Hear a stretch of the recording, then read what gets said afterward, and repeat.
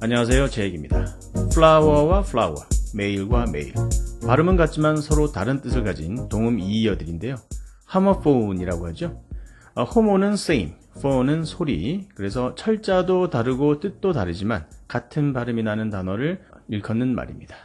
이렇게 하머폰을 이제 일반적으로 동음 이의어라고 하는데, 좀 더 정확하게 해석하자면 이형 동음 이의어라고 할 수가 있겠습니다. 생긴 모양이 다르기 때문에 발음만 같지 철자가 다르기 때문에 다른 동음 이의어와 구별하기 위해서는 이제 이형 동음 이의어라고 합니다. 그렇다면 이제 철자까지 똑같은 동음 이의어는 뭐라고 할까요? 하모님이라고 합니다. 호님은 이제 네임이란 뜻이고요. 같은 철자, 같은 발음, 하지만 뜻은 다른 그런 동음 이의어를 이제 일컫는 영단어가 되겠습니다. 우리말에도 동음 이의어가 무척 많은 편인데요. 배를 떠올려 보시면 쉽게 이해가 가실 겁니다. 이 발음도 철자도 같지만 여러 가지 다른 뜻을 가지고 있죠. 영단어 중에서 대표적인 하모님을 살펴보면 가을을 뜻하는 fall, 그리고 이제 떨어지다는 동사 fall 똑같죠? 있습니다. 가을에는 이제 낙엽이 떨어지죠. 기온도 떨어지고, 그리고 이제 박쥐를 의미하는 bat, 그리고 방망이의 bat도 동음 이의어가 되겠습니다. 이제는 중국에서도 박쥐가 완전히 이제 혐오식품이 됐겠지 했는데, 아직도 찾는 사람들이 가끔 있나 봅니다.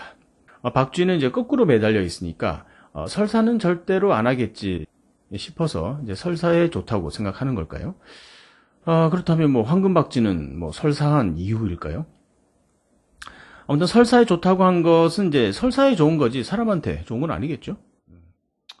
지저분한 이야기는 이 정도만 하겠습니다. 충분한 의사표현이 되었을 거라고 생각하고요. 박쥐를 중국어로 비엔푸라고 하는데, 이 푸자가 이제 복자와 복자도 푸라고 하거든요. 이 발음과 성조가 똑같아서 중국 사람들이 또 좋아합니다. 우리도 마찬가지지만 중국 사람들 특히 복을 참 좋아하죠. 이 중국집 같은 데 보면 이제 복자가 거꾸로 쓰여 있는 그런 경우를 볼 수가 있는데, 이 복이 거꾸로 쓰여 있다라는 말이 이제 푸다울라라고 하는데, 이 복이 온다는 말도 이제 발음이 똑같습니다. 푸다울러라고 하거든요. 그래서 일부러 그렇게 한 겁니다. 이제 보는 사람마다 이제 복이 온다고 하겠죠. 동음 이의어 bat는 이제 몽둥이란 뜻이지만, 이제 동사로는 치다, hit, 그리고 때리다, beat 등의 이제 뜻을 가지고 있죠. 그래서 이제 아주 옛날에는 이제 총 없이 몽둥이를 들고 싸웠을 텐데, 그래서 전투를 battle을 붙여서 battle이라고 합니다. 그리고 이제 포를 쏘는 포대를 battery라고 하는데, 이 포탄 개념이라기보다는 이제 옛날 돌 같은 것을 이제 날리는 그런 투석기 같은 그런 개념일 텐데, 그렇게 날아간 돌이 적군의 배나 진지를 때리게 되겠죠. 그래서 이제 포대를 battery라고 합니다. 근데 발포하다라는 말이 discharge인데요. 이 전기가 방출되는 것도 discharge입니다. 그래서 전기가 방출되는 그런 기기를 battery라고 하는 것입니다.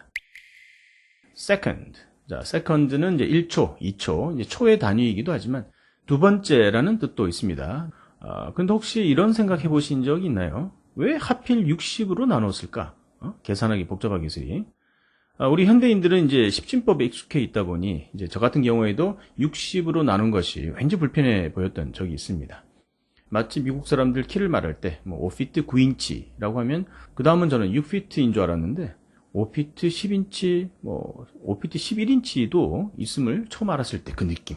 6피트에 대한 절망감과 이제 불편함이 이 60진법에서도 느껴졌었죠. 하지만 60이라는 숫자에는 이제 태양의 움직임과 시간의 개념을 이해했던 바빌로니아 사람들의 빛나는 지혜가 들어있음을 알 수가 있습니다. 시간의 주기를 원으로 나타내 보면 이제 360도가 되죠. 자, 이것을 10으로 나누자면 이제 각 36도가 될 텐데, 각도기가 없이는 나누기가 이제 어렵죠. 그래서 정삼각형의 이제 한쪽 내각이 이제 60도인 점을 이용해서 6등분으로 이제 쉽게 나눌 수가 있습니다. 반으로 나누는 건 언제나 쉽죠. 그래서 12등분, 24등분으로 쉽게 나눌 수가 있게 됩니다. 그렇게 하루를 24시간으로 나누었는데, 이 1시간을 60으로 나누고, 또 이 60이라는 숫자를 두 번째로 이용해서 다시 한번 1분을 60초로 나누게 됩니다. 60이라는 숫자를 신성한 숫자로 보기도 하는데요. 왜냐하면 60은 공평하게 나눌 수 있는 숫자가 약수라고 하죠. 굉장히 많습니다. 이 비슷한 크기의 50을 보시면 약수가 6개밖에 안 되는데 60은 그쵸, 무려 12개나 됩니다. 심지어 더 큰 수인 100보다도 훨씬 많습니다. 100은 9개밖에 되지 않습니다. 아무튼 그래서 태양이 지구를 돈다고 생각했던 그 시절 360도 공전과 자전이 그 원운동을 이제 시간에 접목해서 1시간을 60으로 나눈 것이 1분, 즉 minute입니다. 여기서 이제 1분을 또 한 번, 두 번째로 60으로 또 나누게 되는데요. 바로 1초, 즉 second라고 합니다. 1시간을 나누었는데 두 번째로 또 나누었기 때문에 두 번째의 뜻을 가진 second를 바로 초에 해당하는 second로 그대로 쓴 것입니다. 그렇다면 두 번째라는 second는 어떻게 만들어진 것일까요? 라틴어 어원인데요. sequi라고 하는 것은 이제 follow, 이제 따르다라는 뜻을 가지고 있습니다. 똑같이 생긴 것들 중에서 첫 번째 다음에 따라오는 것을 이제 두 번째로 따라온다고 해서 second라고 하는 것이죠. 하여간 이것이 이제 second가 초와 두 번째의 의미를 모두 가지게 된 유래가 되겠고요. 바로 동음이어 하모님에 해당하는 것입니다. 참고로 minute의 경우에도 이 시간 단위인 분 외에 극히 작은 이런 뜻도 있고요. 아주 상세한이라는 뜻도 가지고 있습니다. 단 이때의 발음은 minute가 아니라 minute가 되겠습니다. A minute car, 아주 작은 자동차. minute inspection, 아주 상세한 조사, 철저한 조사의 뜻이 됩니다. 사실 minute의 경우에는 발음이 다르기 때문에 동음이어는 아니죠. 이처럼 이제 같은 철자인데 다른 발음이 나고 또 다른 뜻을 가지게 되는 이런 것들을 이제 동철 이음 이어라고 합니다. 영어로는 이제 heteronym이라고 하는데요. 이런 단어들이 좀 있죠. 눈물은 tear, 찢다는 tear, 그죠? 그리고 이끌다는 lead라고 하죠. 그리고 납은 led. 이렇게 이제 아무튼 철자는 똑같은데 발음과 뜻이 다른 것을 이제 heteronym이라고 합니다. 근데 철자가 똑같으면서도 발음도 똑같은 단지 이제 뜻과 유래만 다른 그런 단어도 있는데요. 자, 이런 것들을 homograph라고 합니다. homograph. 여기서 graph는 이제 쓰다, write의 뜻을 가지고 있죠. 자, 우리말로는 동형이의어라고 합니다.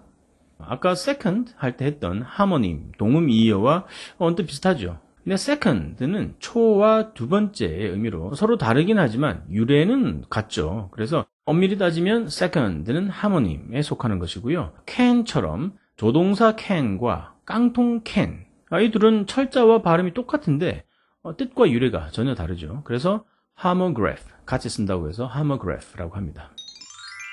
이 외에도 생긴 건 달라도 의미가 비슷한 동의어의 의미인 synonym이 있고요. 그리고 철자는 달라도 이제 완전히 같은 단어인 gray 같은 이런 단어들도 있고요. 그리고 한 단어이지만 발음이 약간 다른 address 같은 단어잖아요. 발음이 약간씩 다른 그런 것들도 있습니다. 많이 복잡해 보이는데요. 용어도 어렵고요. 근데 이 분류 자체가 그렇게 중요한 것은 아닙니다. 단지 헷갈리는 단어들에 대해서 이번 기회에 한번 개념을 한번 정리해보자는 그런 차원에서 준비한 것이니까요. 도움이 되었으면 합니다. 자, 다음 시간에 또 뵙도록 하겠습니다. 감사합니다.